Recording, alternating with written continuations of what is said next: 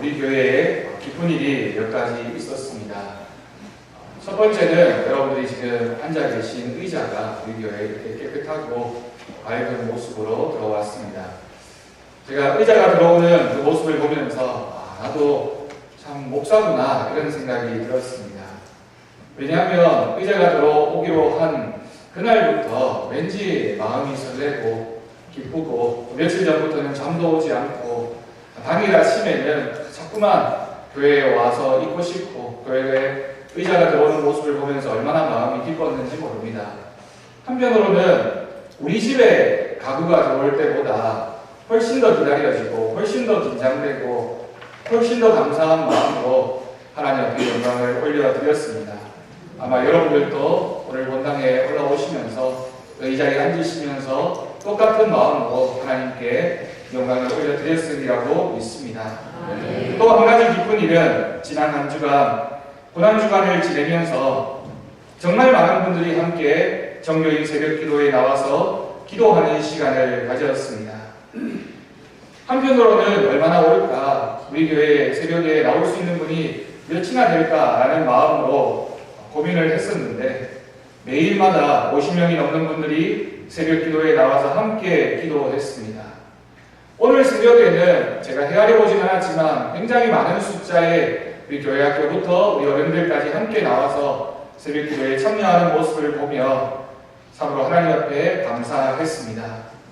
유치부 아이들부터 연세가 많으신 분들까지, 그리고 어떤 분들은 그렇게 먼 곳에서부터 매일 오신 분들의 그 모습을 기억하며 하나님께서 얼마나 기뻐하실까, 하나님께서 분명 우리의 기도에 응답하셔서 우리 교회에 큰 복을 내려주실 것이다 라는 확신을 가지게 되었습니다. 그렇게 새벽마다 기도하면서 하나님께 기도한 기도의 제목 중에 하나가 십자가의 은혜로 우리 성도들과 또 우리 성도들의 가정과 우리 교회가 변화되어지기를 기도했습니다. 여러분, 사순절은 1년에 약 10분의 1에 해당합니다. 그 기한을 지내면서 예수님의 십자가를 묵상하고 하나님 앞에 진정한 십자가의 은혜를 강구하게 됩니다. 그런데 그 사순절의 마지막 기간이 고난주간입니다. 고난주간을 지내면서 예수님의 고통과 또 좌절과 암흑을 생각하게 하며 굉장히 무거운 마음으로 한 주간을 우리가 보내게 됩니다. 그런데 마지막으로 우리가 오늘 기뻐하게 되는 것은 오늘 부활절, 광명과 희망의 아침이 여전히 우리에게 밝아왔다라는 사실입니다. 오늘은 예수 그리스도가 모든 잠자는 자의 첫 열매가 되신 부활 사건이 일어난 날입니다. 또한 130년 만에 이 땅에 부활절 아침에 처음으로 예수 그리스도의 복음을 들고 선교사가 들어왔던 날이 바로 130년 전 4월 5일 오늘이었습니다. 그날도 부활절 새벽이었고 부활절 새벽에 선교사들이 제물포항에 내리면서 이 땅에 암흑이 물러가고 이 땅에 그리스도의 광명한 빛이 비추기를 기도했는데 그렇게 하나님의 뜻 가운데 우리 한국교회가 지금까지 성장해 왔습니다. 여러분, 첫 열매라는 말에서도 알 수 있듯이 예수 그리스도를 주로 고백하는 우리 모두는 주님의 부활을 따라 마지막 날에 함께 부활할 줄로 믿습니다. 예수님의 부활은 참으로 귀한 역사적인 사실입니다. 그 귀한 역사적인 부활이 우리에게 기쁨이 되는 것은 우리도 마지막 때에 그 예수님과 동일한 모습으로 부활할 줄을 믿기 때문입니다. 여러분, 만약 기독교의 부활이 없다면 기독교가 무슨 의미가 있겠습니까? 기독교를 부활의 종교라고 말하는 것은 부활의 사건이 우리의 믿음에 있어서 가장 중요한 위치를 자리 잡고 있기 때문입니다. 예수님의 기적도 중요하고 예수님이 하셨던 말씀도 중요하고 십자가의 고난과 죽음도 중요하지만 그 모든 사역의 끝에 만약 부활이 없다면 우리에게 그것이 무슨 의미가 있겠습니까? 그러므로 우리는 예수 그리스도의 부활을 믿으며 그 부활이 우리에게도 일어난 사건임을 고백하는 우리 모두가 될 수 있기를 간절히 바랍니다. 또한 우리가 기억해야 할 것은 부활절은 오늘 하루 1년에 한 주일만 부활주일인 것이 아니라 부활절을 기념해서 매 주일이 하나님 앞에 예배하는 날로 정해진 것처럼 우리는 주일을 지낼 때마다 예수님의 부활이 우리의 부활이며 예수님의 생명이 우리의 생명임을 고백하며 기쁜 마음으로 예배의 자리에 올라올 수 있기를 간절히 바랍니다. 여러분, 그런데 초대교회 당시에는 주님의 부활을 부인하면서 거짓말로 만들려고 하는 사람들이 있었습니다.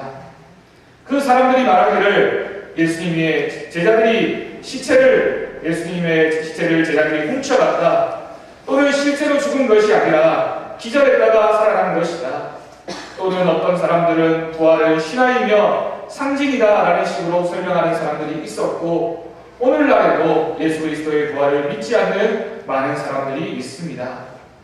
물론 성경은 그러한 주장에 대해서 분명한 사실을 기록하고 있습니다.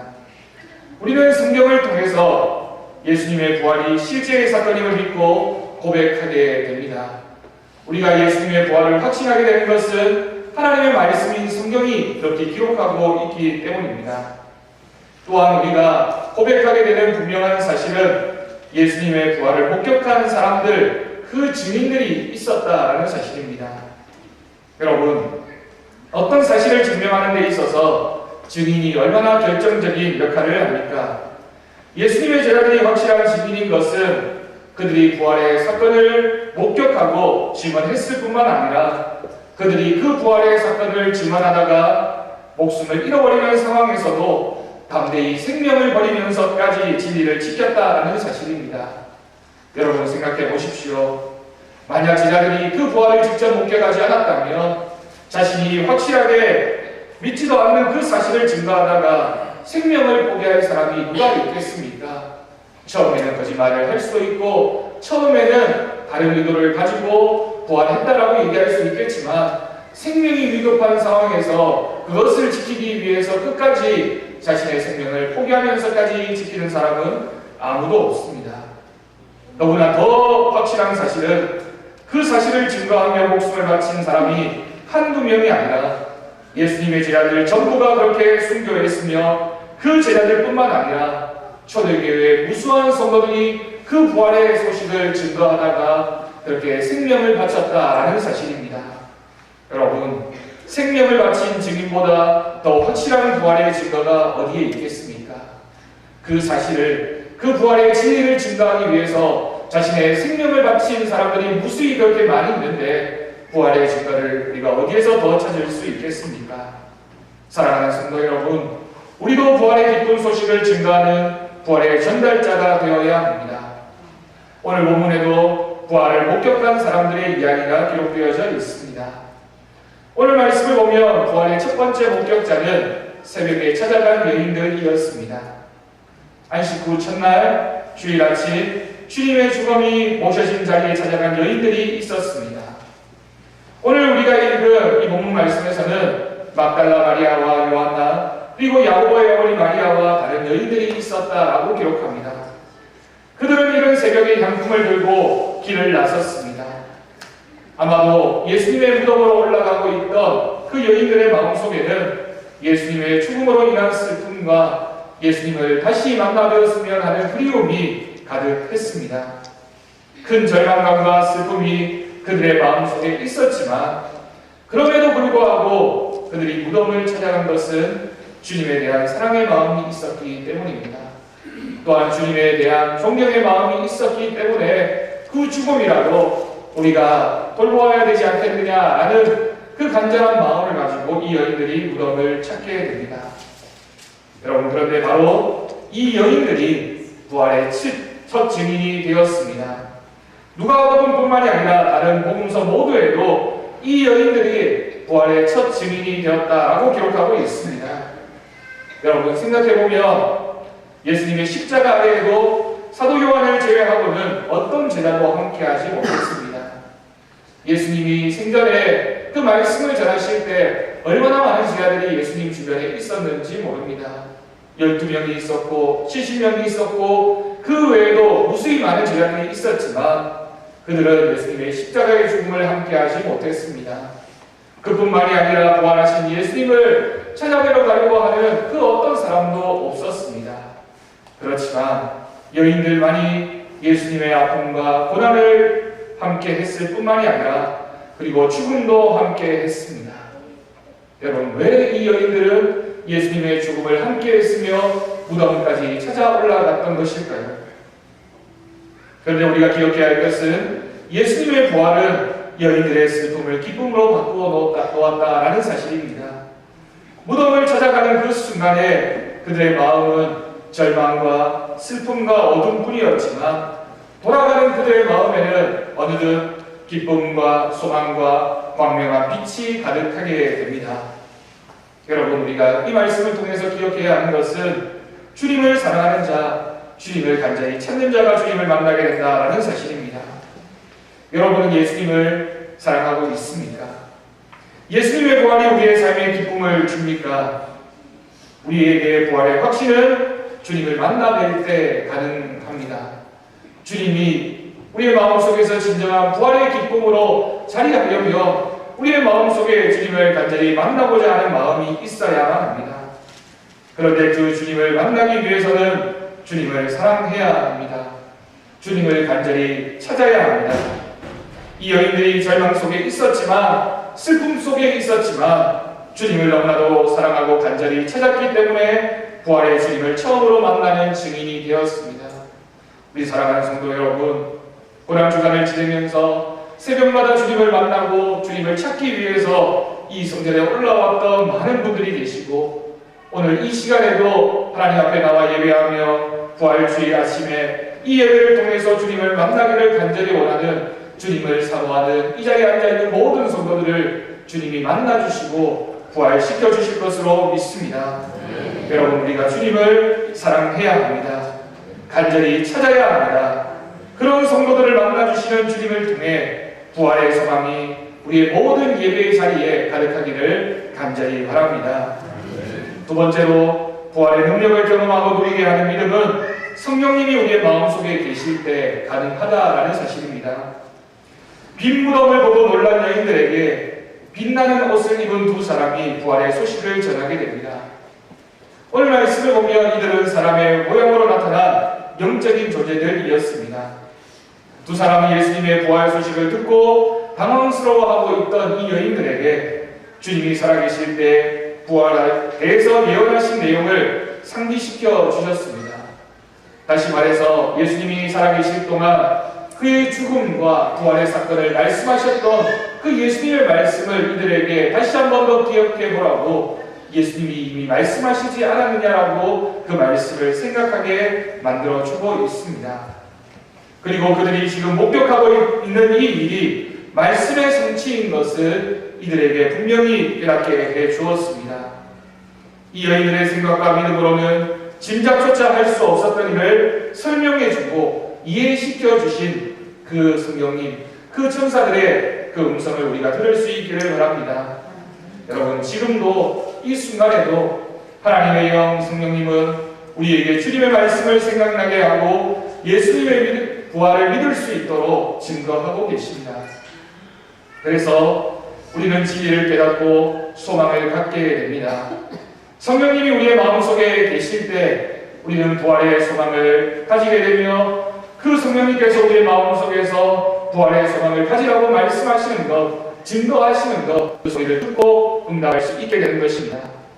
여러분, 사람이 증거하는 것은 때로는 우리에게 믿음을 주지 못하고 불신하게 만들 때도 있지만, 하나님의 영인 성령님께서 증거하는 승리의 소식에 우리는 마음의 문을 열게 됩니다. 성령님은 우리에게 말씀하고 계십니다. 예수 그리스도는 죽음에서 다시 살아나셨습니다. 또한 주님의 말씀이 우리에게 부활을 증거합니다. 6절과 8절 말씀을 보면 주님의 말씀을 기억하라고 하십니다.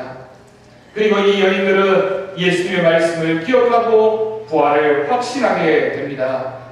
여러분, 우리가 부활에 대해서 또한 우리의 신앙에 있어서 믿음에 있어서 모든 근거는 말씀이어야 합니다. 주님의 말씀만이 우리가 믿을 수 있는 기준이며 확실한 근거가 됩니다. 그 어떤 사람이 그럴듯하게 설명하더라도 말씀에 어긋나면 그것은 진리가 되지 못합니다. 하지만 말씀은 우리에게 분명한 진리이며, 말씀을 기억하고 그 말씀을 통해서 우리의 믿음을 새롭게 할 때 하나님께서는 때로는 우리가 그때에는 다 이해하지 못해도 결국 성령님을 통해 그 말씀을 우리에게 생각나게 하시고 그 말씀을 통해 우리는 모든 사건들을 말씀으로 이해할 수 있게 된다는 사실입니다. 여러분, 그러므로 우리는 예수님의 말씀을 가까이 해야 합니다. 예수님의 말씀을 가까이 할 때 그 말씀을 통해서 부활의 소망을 가질 뿐만 아니라 부활의 기쁨을 유지하며 매일매일 살아갈 수 있게 됩니다. 여러분, 말씀을 읽고 묵상하며 바르게 이해하고 고백하며 순종하는 것이 얼마나 중요한지 모릅니다. 신앙생활을 하면서 말씀을 읽지 않고 듣고도 믿지 못하며 그 말씀의 은혜를 누리지 못한다면 우리의 믿음이 어떻게 유지될 수 있겠습니까? 복음서의 모든 내용과 성경의 모든 말씀들이 예수님의 부활을 기록하고 있습니다. 우리 모두가 그 말씀을 통해 부활을 확신하며 믿음의 근거로 삼을 수 있기를 간절히 바랍니다. 세 번째로 우리는 무덤으로 달려간 베드로를 생각해 봅시다. 여인들은 제자들이 있는 곳으로 달려가서 자신들이 보고 들은 것을 전했습니다. 그런데 이 제자들은 이 여인들의 이야기를 믿지 않았습니다. 아마도 그들의 상식에는 불가능한 일로 여겨졌기 때문입니다.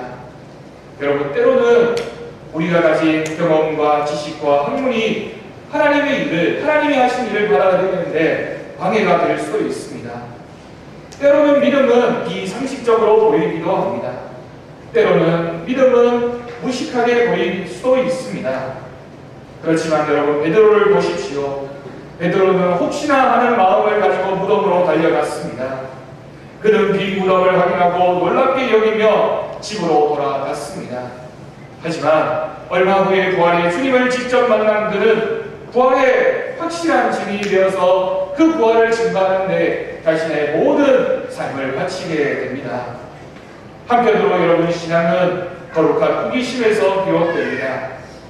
그래서 때로는 우리의 믿음이 부족하다 할지라도 내가 하나님의 말씀에 호기심을 가지는 것, 하나님의 말씀이 어떠한가에 대한 그런 의문점을 가지는 것조차도 하나님은 그것을 사용하셔서 우리에게 믿음을 주시는 분이십니다. 상식적으로는 믿을 수 없지만 말씀에 의지해서 마음의 문을 열 때 또 다른 생애를 경험할 수 있게 만드는 것, 그것이 바로 믿음이라는 사실입니다. 과거의 베드로는 예수님의 말씀에 의지해서 깊은 곳에 그물을 던졌던 경험이 있었습니다. 말씀에 의지해서 깊은 곳에 그물을 던졌을 때 그는 기적을 경험했습니다. 여러분, 우리도 말씀을 의지해서 믿음의 세계로 나아갈 때 기적의 목격자가 될 수 있습니다. 오늘 우리가 이 시간 의지해야 할 주님의 말씀은 무엇입니까? 오늘 부활주일을 지내면서 강단에서 선포되어지는 그 부활의 소식을 들으면서 우리가 마음으로 고백해야 되는 진리는 예수님이 부활하셨고 또한 우리도 마지막 때에 예수님처럼 부활하게 될 것이라는 하나님 앞에서의 우리의 믿음의 고백입니다. 오늘 말씀에는 등장하지 않지만 또 다른 제자 도마를 생각해 봅니다. 그는 다른 제자들과 달리 처음에는 부활하신 예수님을 믿지 않았습니다. 아마도 그가 오지 않았기 때문이었을 것입니다. 그래서 자신이 직접 그 못자국과 창자국을 보아야지만 믿겠노라고 제자들 앞에 자신의 의심스러운 마음을 표현하고 있습니다. 여러분, 그렇지만 도마는 의심했지만 그의 마음속에는 주님에 대한 믿음과 경험이 자리 잡고 있었습니다. 그래서 도마는 그 제자들과 함께 믿음의 공동체를 떠나지 않고 제자들과 함께 있었습니다. 여러분, 어떤 분들은 교회를 오래 다녔지만 교회를 출입하고 예배를 드리지만 아직 나는 믿음이 없다, 나는 믿음이 연약하다라고 말씀하시는 분이 있습니다. 여러분, 그렇지 않습니다. 믿음이 조금은 부족해 보여도 이 교회에 함께 속해서 예배드리는 것만으로 그 모습을 통해서 하나님은 역사하십니다. 도마가 의심했지만 제자들의 공동체에 함께 머무르고 있었기 때문에 부활하신 예수님을 만날 수 있었습니다. 그럴 때 주님은 도마를 위해 다시 한번 나타나셔서 도마를 만나 주셨습니다. 그러면서 도마의 믿음을 격려해 주십니다. 여러분, 생각해보면 우리의 믿음이 다 똑같지 않습니다. 믿음의 공동체 안에도 주님의 말씀과 능력 그리고 믿음의 내용이 많이 다릅니다. 그래서 때로는 서로 다른 모습을 보며 저 사람은 믿음이 없는 사람이 아닌가라는 생각할 수도 있습니다. 하지만 주님의 부활을 목격한 수많은 사람들이 참 다양한 모습으로 주님의 부활을 목격하고 만났던 것처럼 주님은 우리에게 여러 모습으로 찾아오시고 우리를 만나주시는 분이십니다. 주님의 부활은 이 세상 모든 사람들을 위한 것이며 또한 나를 위한 것입니다. 그래서 세상을 향한 복음이 바로 예수 그리스도의 부활이라는 사실입니다. 특별히 주님을 사랑하며 믿음을 지키며 살아가는 모든 믿는 자에게 승리를 선포하는 소식이 바로 이 부활의 소식임을 우리가 함께 고백할 수 있기를 바랍니다. 어느 나라에서 전쟁이 일어났습니다. 모든 젊은 장정들이 전쟁에 참여했습니다. 남겨진 마을에서는 노인들과 부녀자와 그리고 아이들이 전쟁의 승패의 소식을 기다리고 있습니다. 그리고 며칠이 지나고 시간이 한참 지나고 나서야 소식이 들려옵니다. 그 소식은 전쟁에서 이겼다라는 소식입니다. 그리고 사랑하는 남편이 그리고 아들이 그리고 사랑하는 형제가 무사히 돌아온다라는 소식을 듣게 됩니다. 여러분, 인간이 경험하게 되는 소식 중에 이 같은 소식만큼 더 기쁜 소식이 어디에 있겠습니까? 그런데 여러분, 더 기쁜 소식이 있습니다. 죄로 인해서 모두 죽을 수밖에 없었는데 예수님을 믿기만 하면 우리 모두가 새로운 생명을 얻게 된다는 사실이 우리에게 가장 기쁜 소식입니다. 우리의 죄로 인해 십자가에 달려 돌아가신 예수님이 부활하셨으며 그 부활이 우리의 부활이 된다라는 소식입니다. 사랑하는 가족이, 사랑하는 이웃이, 사랑하는 누군가가 죽음으로 끝이 나는 것이 아니라 그 부활의 놀라운 기적이 나에게도 일어나고 우리 모두에게도 일어나서 우리 모두가 새로운 생명을 얻게 된다는 소식이 가장 기쁜 소식입니다. 여러분, 생각해보면 인간은 언젠가는 모두 생명을 잃게 되겠지만 그것이 끝이 아니라 천국에서 영원한 생명을 얻어 이 세상에서는 꿈꿀 수 없는 기쁨과 행복만이 가득한 하나님의 나라를 얻게 된다는 소식이 바로 이 부활의 기쁜 소식이라는 사실입니다. 오늘 부활절을 지내면서 우리는 이 소식을 듣고 하나님 앞에 고백하며 세상을 향해 선포해야 합니다. 여러분, 우리 모두가 부활의 증인이 됩시다. 부활의 능력으로 살아갑시다. 우리의 삶은 여기가 끝이 아니라 주님을 믿을 때에 새로운 영생이 우리에게 주어진다라는 믿음으로 부활의 기쁨을 누리는 우리 모두가 되기를 간절히 바랍니다. 여러분, 다 함께 한 목소리로 이 기쁜 소식을 전합시다. 제가 한 문장을 읽으면 여러분 똑같이 한 목소리로 같이 읽도록 하겠습니다. 우리 예수님께서 부활하셨습니다. 나도 당신도 예수님처럼 부활할 줄로 믿습니다. 나는 예수님의 부활과 나의 부활을 믿습니다. 그 믿음이 우리의 부활의 믿음이 될 수 있기를 간절히 바랍니다. 기도하겠습니다. 하나님 아버지, 감사합니다. 오늘 이렇게 귀한 예배의 자리에 부활의 기쁨을 가지고 하나님의 성전에 올라왔습니다. 하나님, 이 시간 우리와 함께하여 주시고 부활을 목격한 그 사람들이 기쁨을 가지고 자신의 삶의 자리로 돌아갔던 것처럼 우리도 기쁜 마음으로 하나님을 향한 부활의 확실한 소망을 가지고 우리의 삶의 자리로 돌아가는 우리들의 모습이 있게 하여 주옵소서. 만약 예수 그리스도의 부활이 없다면 우리가 믿는 믿음이 무슨 의미가 있겠습니까? 예수 그리스도의 부활이 나의 부활이 되며 예수 그리스도의 부활을 바라보며 우리가 확실한 생명을 얻게 되었다라는 사실을 감사함으로 고백하게 하시고 그 부활의 자리로 나아가는 우리 모두가 되게 주님 도와주옵소서. 그 부활의 기쁜 감격을 가지고 우리 주변에 죽어가는 많은 영혼들에게 부활의 소식을 전하는 우리들 되게 하시며 하나님의 살아계심과 하나님의 놀라운 능력과 예수 그리스도의 부활을 증거하며 살아가는 매일매일의 우리의 삶이 될 수 있도록 주님 도우시고 역사하여 주옵소서. 부활의 증인자들이 되게 하시며 그 부활의 소식을 증거하는 우리 모두가 되게 주님 인도하여 주옵소서. 감사드리옵고 예수님의 이름으로 기도드립니다. 아멘.